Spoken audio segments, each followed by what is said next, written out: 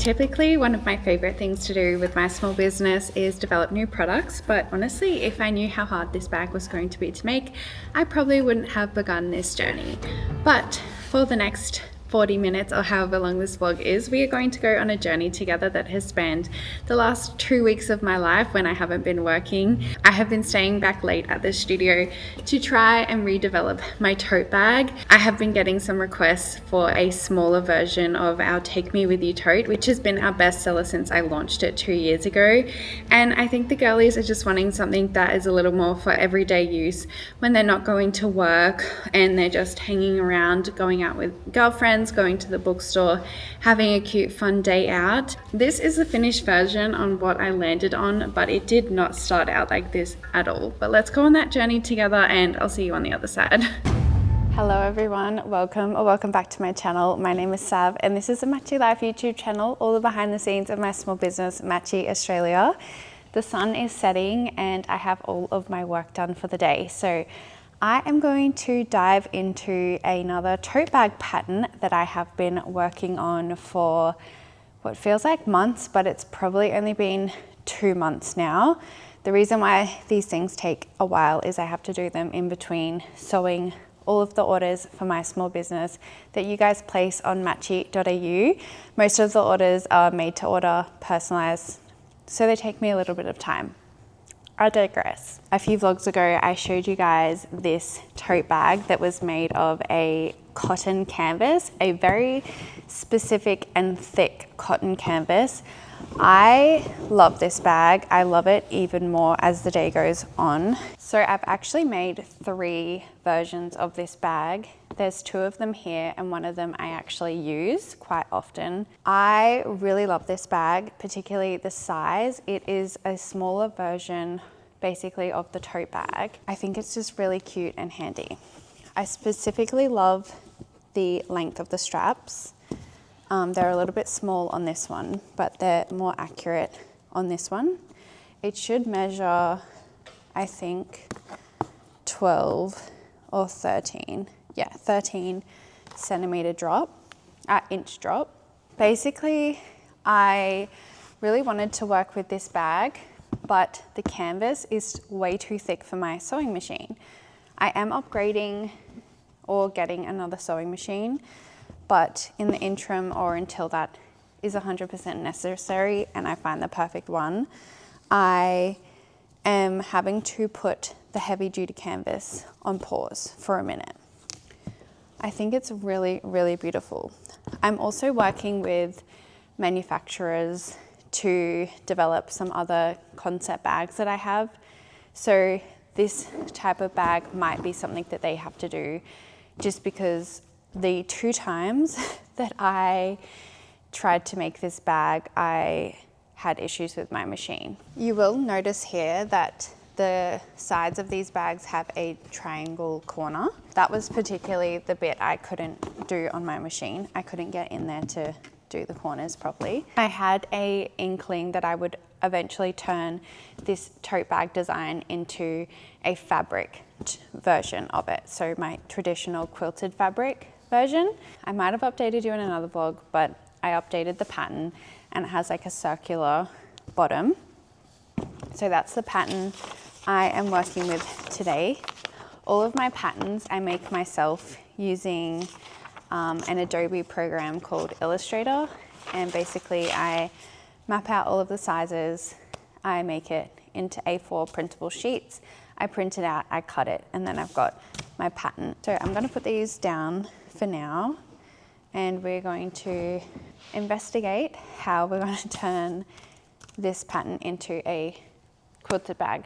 I am potentially exploring it being quilted on both sides. I'm not sure how that would look, if I'm honest. So we're just going to explore different things. I'm also picturing it being seamless, like so the tube of it doesn't have a seam, so you don't know where it starts and ends, which means I have to make it and then quilt it.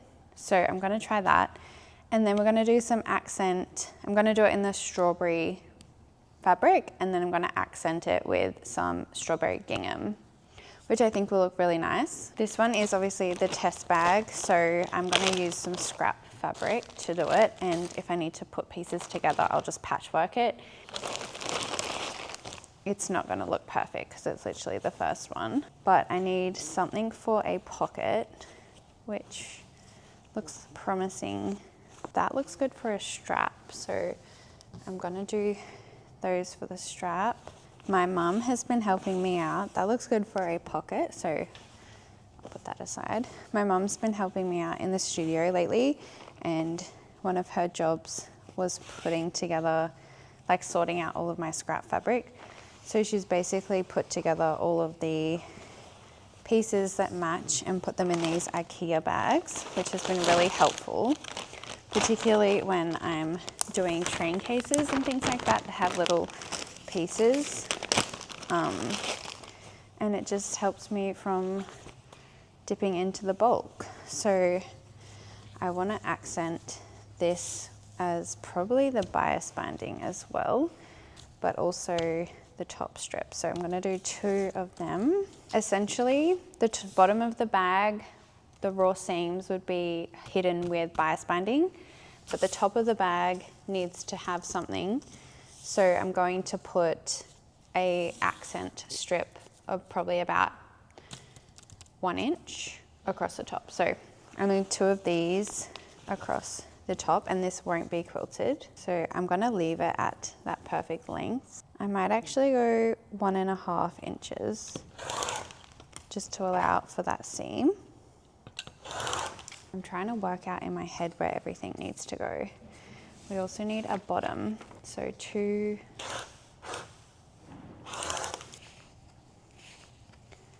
For those that might be new here and are curious where I get my fabrics, I actually design all of my fabric prints myself, and I get them printed with a printer on cotton fabric, premium cotton fabric. And everything is my illustrations and designs, and then I get them printed. And no, I don't sell my fabric, although I do get that request a lot.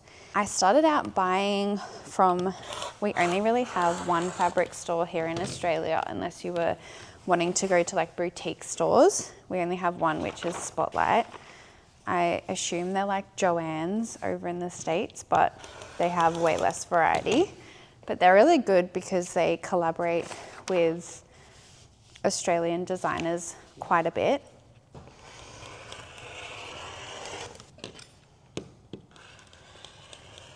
So let's recap what we've got. We've got the mane, we've got the base, we've got the straps, we've got the top of the base, the top of the mane. We've got bias binding, forgot what that one is, but we also need the pocket, which is this here. That might be too small. I don't like quilting with fabric on the bottom, if you guys didn't notice, but we're gonna try. If not, I'll just do it with lining. I might try with the pocket. That didn't even catch.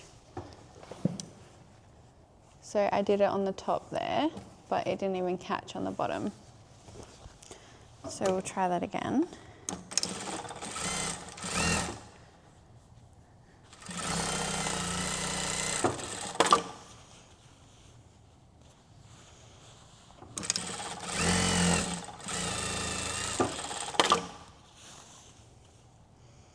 Yeah, it just bunches a whole ton. I actually like that side a lot better, but it's not as stretched out, but it's way too bunched. This is what trials are for. I have this foam that is left over from a bag I made probably 3 or 4 years ago. So I'm going to give this a go. I don't like using this because it means the bag isn't machine washable anymore, but if I can quilt both sides, I might have to sacrifice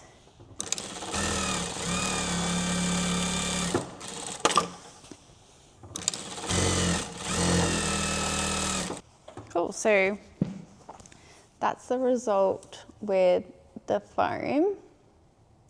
That's the front and the back, which look identical.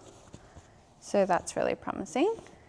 I only have enough foam to make one side of the tote bags. So I can either make one side with foam and the other side with quilted, or I can not do the foam and just do the quilted with the lining.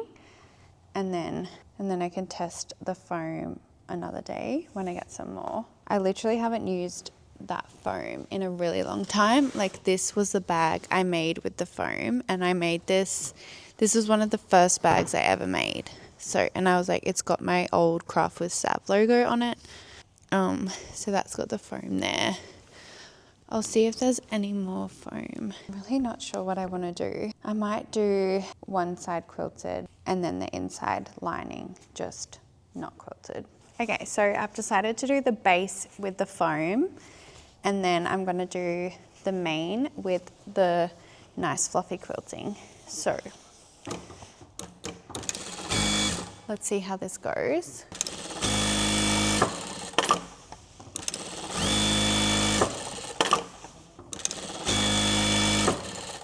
This is really easy to quilt. I really like the foam, although it reminds me of like weird bags. So I don't really like using them, but that's fine. It's good in different places. All right, and that's the quilting for the main piece done. Okay, that's the straps made. Now the bias tape like foot that I have to take the feed dogs apart on the sewing machine to put it on, and I don't want to do that right now. So I'm just going to manually apply bias tape by doing it the traditional way, I guess. Not traditional, but the really slow way, which is just, you know, sewing one side, folding it over, sewing the other side. That will give like the look that we want, and it means I don't have to change the feed dogs. If making straps turns you off bag making, I don't blame you, because they're the bane of my existence, which is why I only have one tote bag design. But I myself am finding I want a smaller tote, as well as getting a lot of questions from you guys about it. Okay, we're all just going to collectively look past the bias application for the straps, because I don't like doing them, and I did it the manual way and it just doesn't look very good. So we're just gonna let that pass, because it's literally just to see what it looks like aesthetically. But that's our straps done with the pocket. I also completed the top of the pocket there, and you have a little pocket. You can put like your logo on the pocket there, and we have a strap, which is looking a little smaller than I anticipated.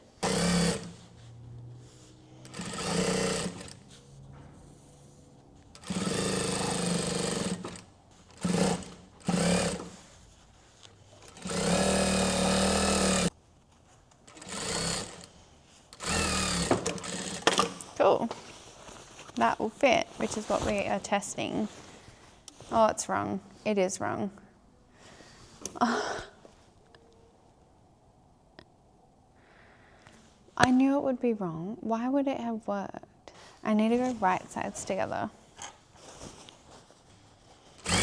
Now it's really stretched. Oh, no. Moment of truth, even though I'm already not too happy with it, so I don't really care how it's working out at this point. Oh, I stretched it. Now it doesn't look good.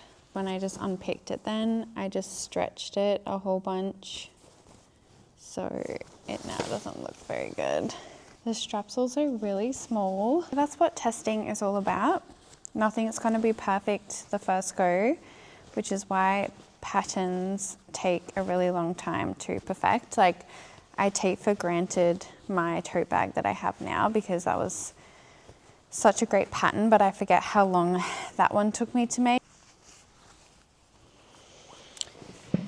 Anyway guys, I'm gonna look at this in a new light tomorrow, hopefully, and see what I can do to fix it. And if it wasn't 7 p.m, I probably would have seen this coming too. I really need to learn to work on things in the morning. This is just my process. It also gives me lots of ideas.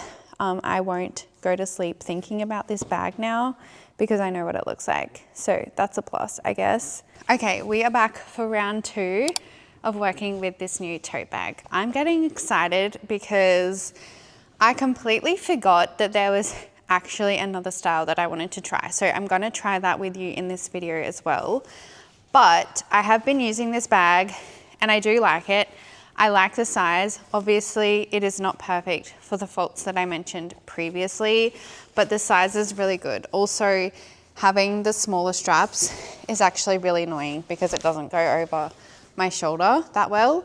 So it's hard to kind of gauge if I like a bag if I can't really wear it on my shoulder, because I do judge it by how much I can fit in it and how heavy it is. But I do like it. I really want to try this other bag design. Well, this is what the Fruity Days design was going to look like. It was going to have a yellow striped background. So I decided against that, but I'm going to use this fabric that's already pre-quilted because I really like working with it. So put these back up. Yeah, so essentially this is the Bluebell, I think. I don't know what Bella. I named this fabric Bella, and it was like a blue floral that I brought out last year or in 2024. But I actually got a bunch of it quilted thinking I would have someone helping, like that would be the path I took. But it never worked out for things like the carry-all bag because it was just way too thick. But for something like the totes, it's definitely possible. So I think we can take a look at what we do. I might need to redo the pattern on my computer, so I might do that now, print it out, and then we can keep working on the design. Okay, hopefully we have the calculations correct.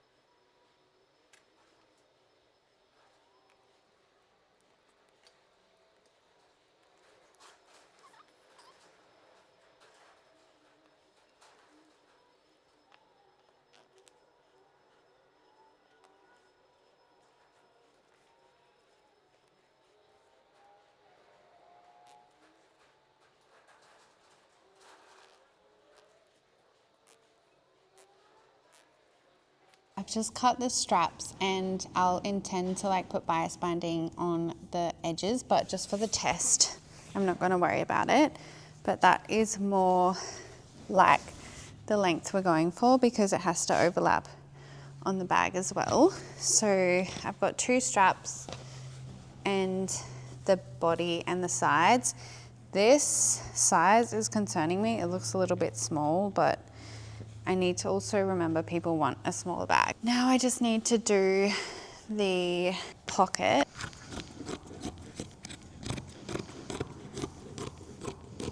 It'll roughly sit in the middle. This will be where people can customize their like monogram or initials or something like that. And I will have a bias top to secure that as well. But again, for now, I will just keep it plain. All right, let's go assemble all of this over on the machine. So that's the pocket done. Now I've attached the strap to this one side. It's still looking really small. I'm really close to giving up, if I'm honest. I don't like this design at all. All right, that one's looking a little better. You might have to use your imagination to picture how this is going to come together, but I think I can see it. That's one side done. other side. This one's a bit thicker because it's got the pocket. I'm essentially doing one side at a time, like going around the left and then going around the right. All right, that's looking, this is the inside out. Obviously, I'd have it finished with buyer's tape, but we're not gonna waste it on the test. After all, test products are just test products, and that's the beauty of being able to just wing it and not waste your good materials on it. Wait a minute. I think this actually worked out. I don't think that's too small at all. Somehow, like adding on the sides, it's really expanded it. This is really cute.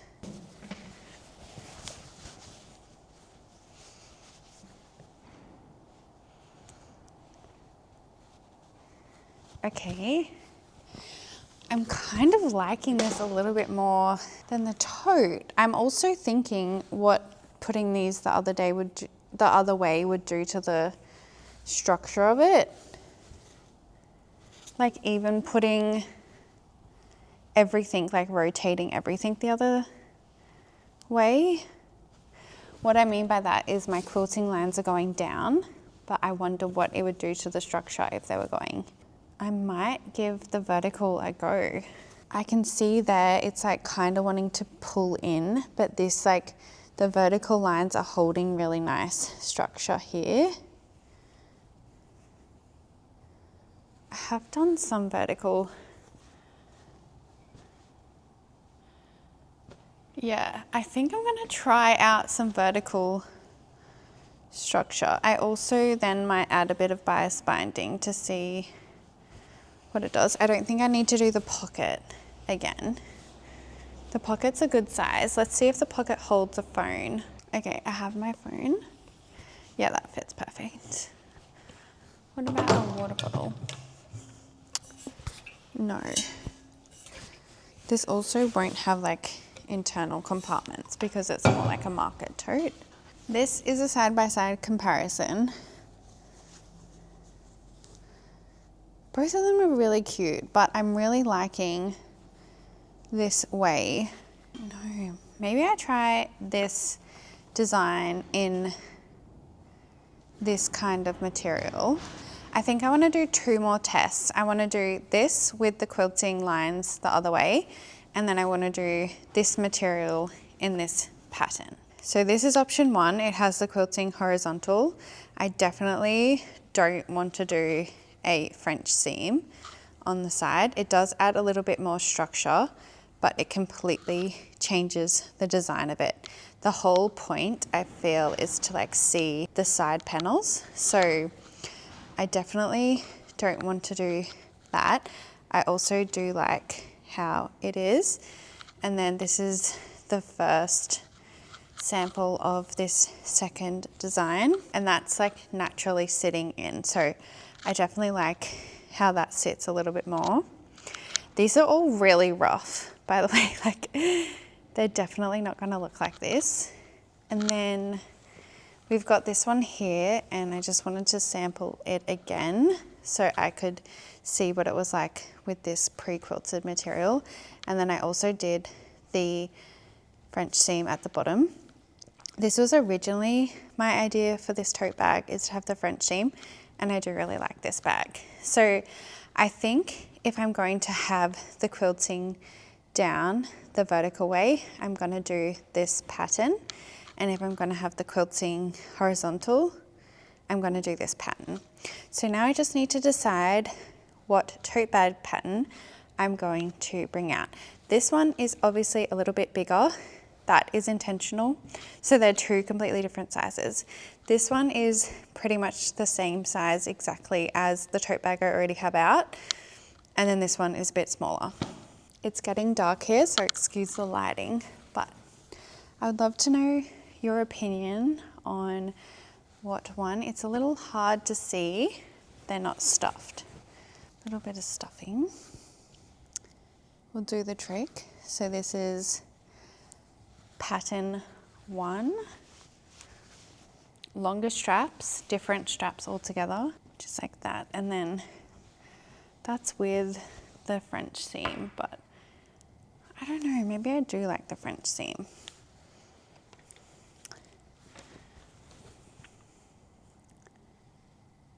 Let me know what you guys think.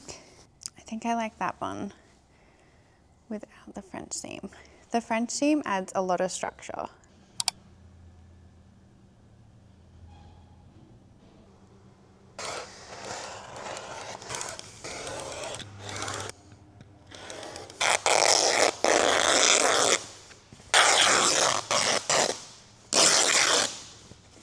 We have the two main pieces quilted along with the side piece and the pocket. Plus I have this bow that I've made that I'm going to put on the pocket. I'll have to put that one together at the sewing machine. So let's go and do that now. I've also decided that I'm going to have the lining as my regular lining and make that a separate piece. So let's go and assemble our like 4th or 5th sample of this new tote bag. This right here is the front pocket that I'm going to attach the bow to, and I'm going to place the bow in the top half of the pocket area. That way the sides of the bow can drape down into the sides of the pocket and it will look super cute, hopefully. This is the bow here. It's hard to like imagine what it will look like as a finished bow, but essentially it's just a bunch of rectangles that I'm gonna layer and center together and then do this like accordion fold slash pinch in the center of it, and that brings it together to create this adorable bow shape. This is my regular cotton, but I have added some interfacing that is fused to the back of the cotton, and that way it just gives it a little bit more structure. It does make the bag not able to be washed in a sewing machine because this fusible interfacing is not machine washable. I mean, you could do it at your own risk, but yeah, I am risking this bag no longer being machine washable. But I think it will be fine because, I mean, you could probably risk it. I am just gonna give it a few pinches to definitely find the spot that I want it. And then I'm probably going to run a small basting stitch just down the center of it to keep it all together. That way it's not solely relying on this centerpiece to hold it together.